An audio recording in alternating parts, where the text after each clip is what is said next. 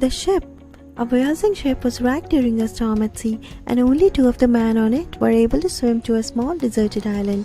The 2 survivors, not knowing what else to do, agreed that they had no other recourse but to pray to God.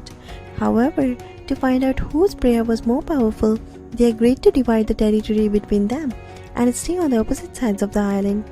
First thing they prayed for was food. The next morning, the first man saw a fruit-bearing tree on his side of the island, and he was able to eat its fruit. The other man's parcel of land remained barren. After a week, the first man was lonely, and he decided to pray for a wife. The next day, another ship was wrecked, and the only survivor was a woman who swam to his side of the land. On the other side of the island, there was nothing. Soon the first man prayed for a house, clothes, more food. The next day, like magic, all of these were given to him.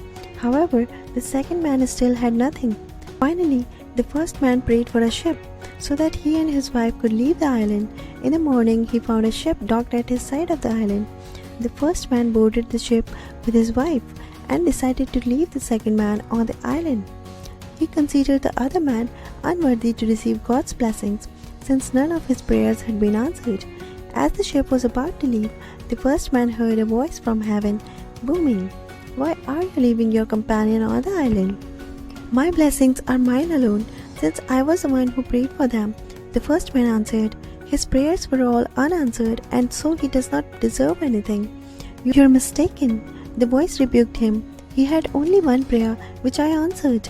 If not for that, you would not have received any of my blessings." "Tell me," the first man asked the voice, "what did he pray for that I should owe him anything?" "He prayed that all your prayers be answered. For all we know, our blessings are not the fruits of our prayers alone, but those of another praying for us." Thank you so much.